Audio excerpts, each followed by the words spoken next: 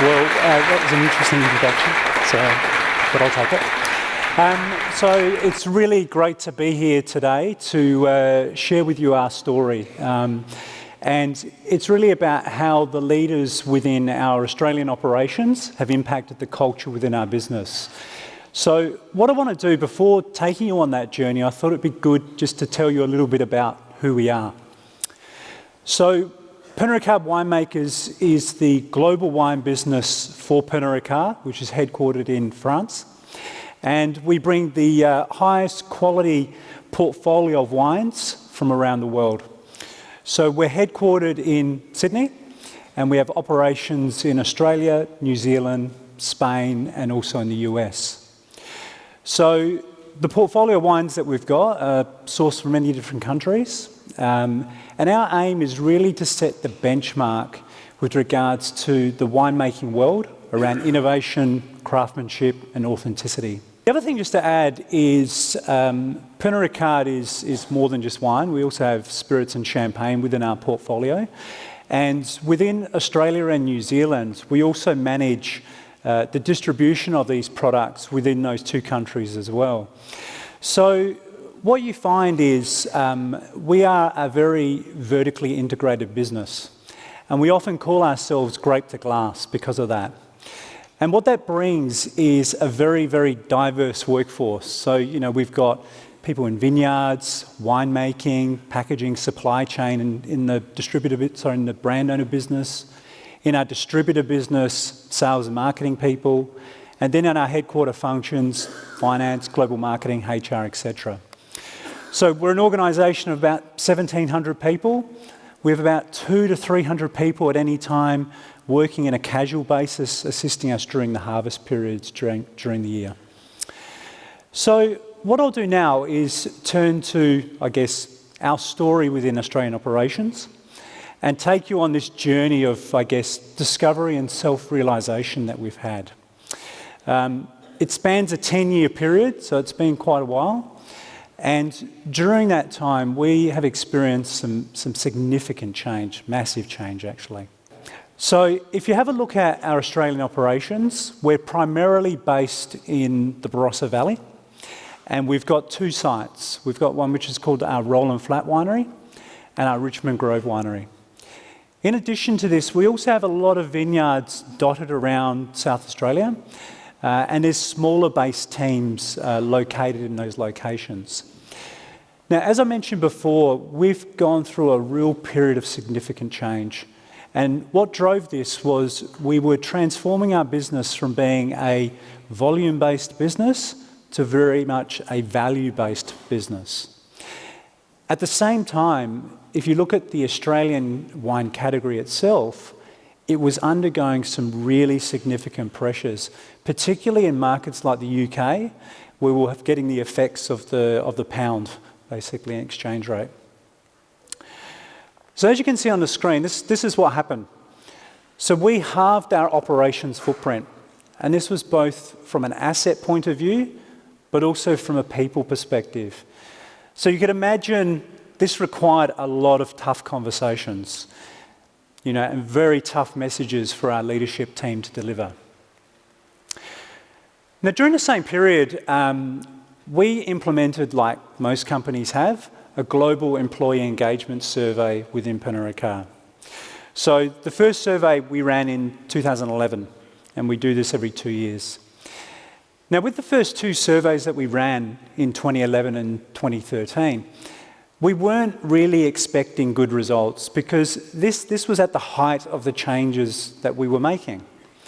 But it was when we were getting to the back end of 2013 was when the changes were nearly completed. So we thought, okay, it's probably a good time now to really focus our attention on employee engagement.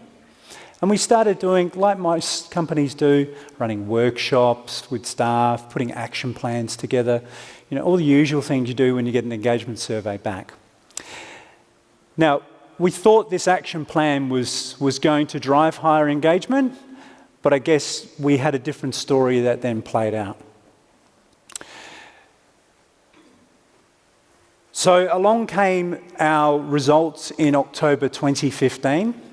So a good, 22 months after we sort of started the action plan. And this is what happened. So it wasn't really what we were expecting or we planned, but we went backwards in every single category of the survey versus 2013. And it really made us ask the question, how did we get this so wrong? And for us, I used to call this was the point of realization for us. And we often hear this metaphor of an iceberg. And for us, this was our iceberg. We had been so focused on those things above the waterline for 2 years. Things to a product allowance, which is great, by the way. You can't have enough of that. But there was a lot more going on under the surface. And I don't know whether it was a case of we couldn't see it or we just chose not to see it at that time. I don't know the answer to that. So you could imagine at this point, there were quite some tough conversations that were occurring between myself, our CEO, our global operations director on what to do, because this was by far the worst performing engagement result within all of Pernod Ricard globally. So not just within Pernod Ricard Winemakers, but the entire global business. So you could imagine there were a few eyes sort of pointing at us. So after a lot of discussion, we really reached a view that we had an underlying cultural issue at play.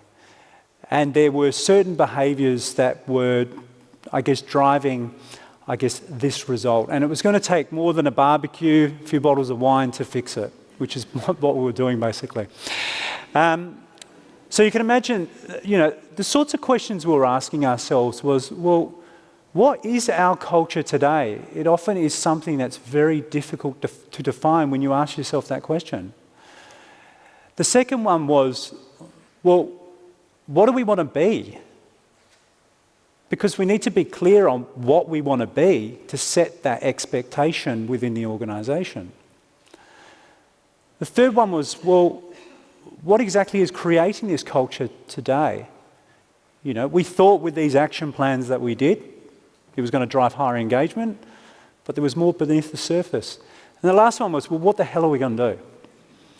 And it was a very genuine question because we had no idea at that point in time.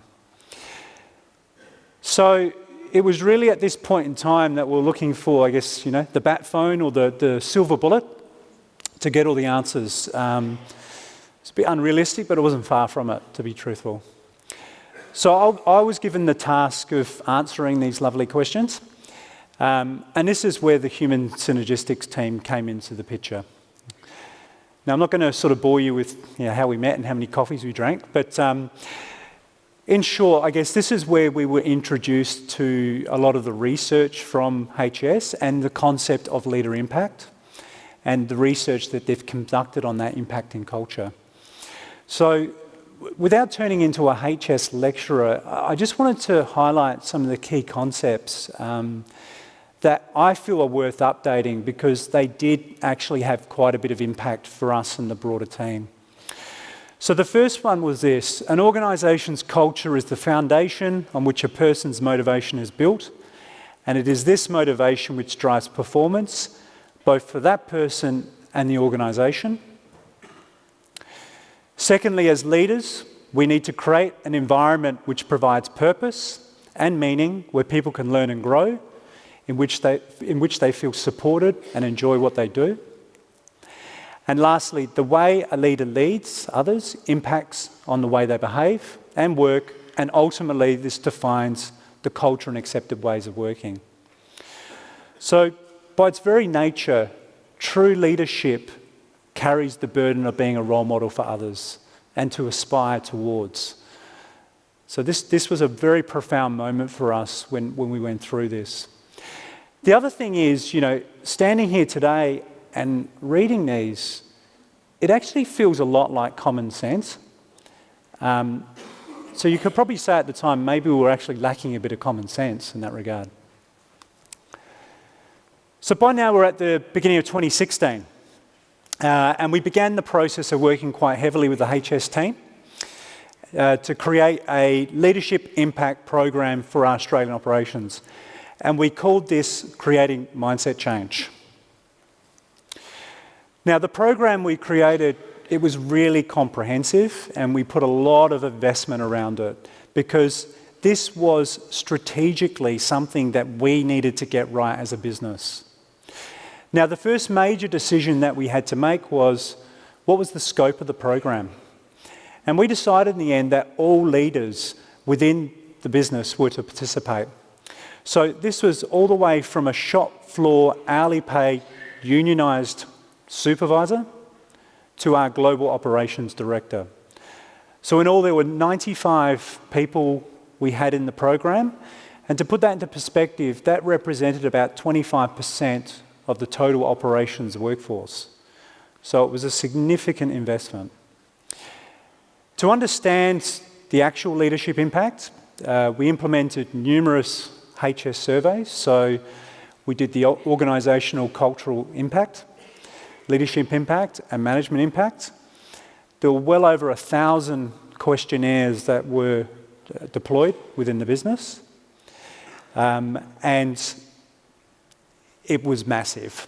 So that was back in June 2016. So what did the results tell us? Well, it was clear. Our cultural state of play was defensive.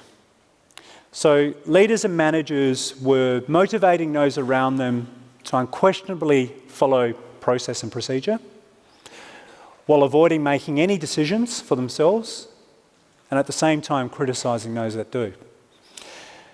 So you could imagine this was a really hard message for our leadership team to digest. It was very confronting.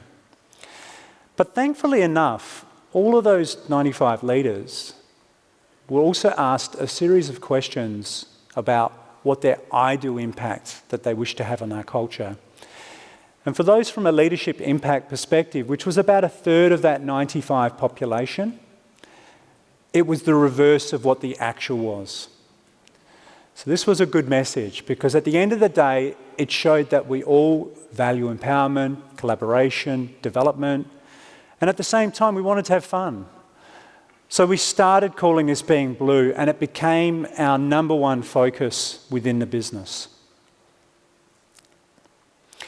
So over the next 4 months, we had a lot of group workshops, a lot of one-on-one coaching sessions with the HS team. And in all, there was over 3,000 hours of time that we spent doing this. So we were serious about getting this right.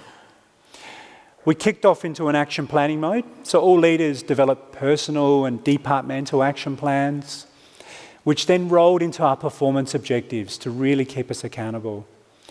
And the action plans, they were generally built around key drivers, employee motivation, but we also made sure they linked back to our company values and behaviours, such as respect, collaboration, openness, and being genuine.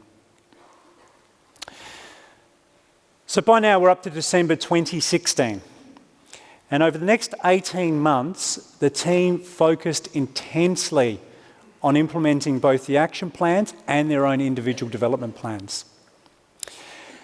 Now, although we decided not to rerun the HS surveys until July this year, we did have a few opportunities to pulse check along the way just to see how we're going. And the first one was in June 2017, here comes the employee engagement survey again. So we get our results 3 months later in September. Now, obviously we were a bit nervous in receiving these results, but a lot of relief. So we improved in all 14 of the categories within the survey. And even more so, in 6 of those categories, we had a statistically significant improvement. So it was a great result. So not only did it confirm that we're headed in the right direction, it also confirmed our diagnostic of the problem and the need to evolve our leadership impact. And quite ironically, the category that improved the most within this survey was the leadership category itself. So it was a fantastic proof point that we were on the right journey.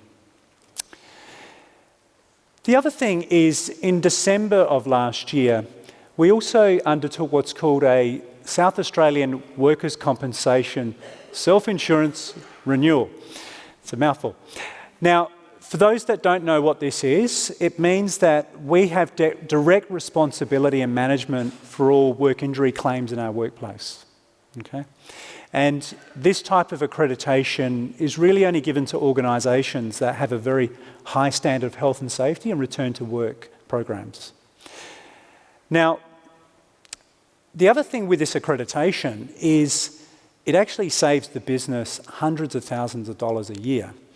So it is very, very important, and it's very much linked also to the culture of your business.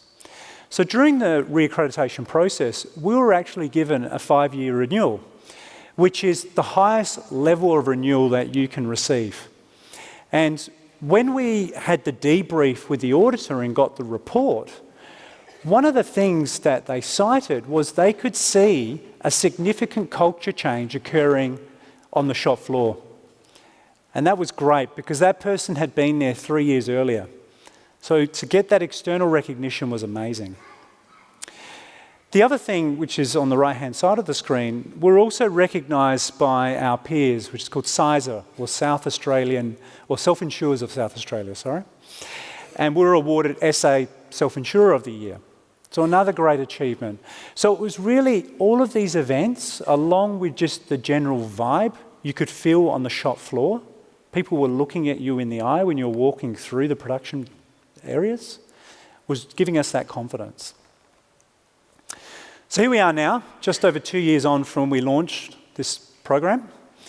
And in July, we did a whole battery of HS surveys again, and I guess how did we go? So if I come back to 2016 quickly, our leadership cohort were average. Their effectiveness at an organisational and a personal level mirrored the research group. They were average, which was a hard message to take as well. In 2018, we had a significant shift. We're no longer average. All members have improved their effectiveness, and half of our leadership cohort are now in the top 25 or 25th percentile of the research group. Massive, massive move. Now, as mentioned, the shift in a leadership team is across everybody. So if you have a look at the top, you've got 2016, bottom 2018. And we're pleased to see across all the quartiles, we're building a constructive impact and reducing the defensive impact that we've got. So, this leadership group is really building our future. Now, not only have we moved our impact, our overall impact, but our impact has moved with managers, with peers, and with direct reports. So our leaders are having constructive relationships with everybody, which was also very pleasing. And we're not finished yet. So a greater constructive impact is the new goal, and our leaders have set a higher bar in terms of what they want. Now, if I turn to our management impact group, which is about 2/3 of the cohort, which is really our frontline leaders, we had a very different challenge with this group. Our ideal impact was less than ideal. Our leaders were confused and heavily impacted by the culture they were operating in. And our goal was really to educate and focus this group on building the impact that they would be proud of. And you can see on the right-hand side the results from 2018. It is working. We've lost some of that aggressive defensive impact as an ideal. We still have some work to do on the passive defensive impact, so the journey will continue, but they have moved. So this is ideal. How's actual looking? The good news, it's also moved. All styles have moved in the right direction, and the changes can be felt, as I said before. Now, we're working with leaders, and all leaders have impact. So our challenge is to support our leaders and create an environment in which they can flourish, make the difference that they want, and be the best that they can be, and have the impact they aspire to. I just want to give you one example of one of our MI leaders who commenced their journey in a good place. And 2 years later, in a very different place. So it can be done. The impact that this person is now having in 2018 It's a better place and they're having the impact that they aspire to have. So I've spoken a lot about our results and obviously shown you a lot of circumplexes and so forth. However, I thought it would probably be good to hear from a few people within our business who have been through this journey and what the impact is on them.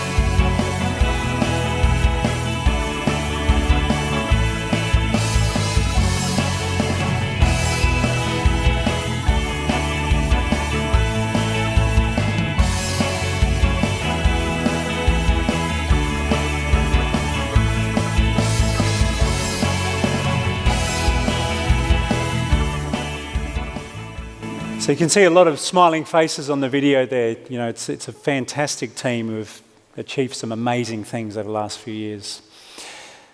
So the question now begs, you know, what next? What do we do next? And there's a very simple answer to this. We just continue doing what we've started. You know, it's a journey that we've embarked on and one that, quite frankly, will not stop for us. It's become part of who we are now. So, for example, in December last year, we relaunched our Pernod Ricard values and behaviours globally. And linked to this, we're currently implementing a leadership development program for all of our senior leaders to teach them how to lead with the values front of mind. In January this year, we rolled out the Creating Mindset Change program also in the US, leveraging HS. So rolling out that discipline across our business in the areas that we feel that we need it. And look, we'll continue to implement more and more initiatives around this to reinforce this and really to develop our leaders' impact and ultimately the culture of our business moving forward. Thank you.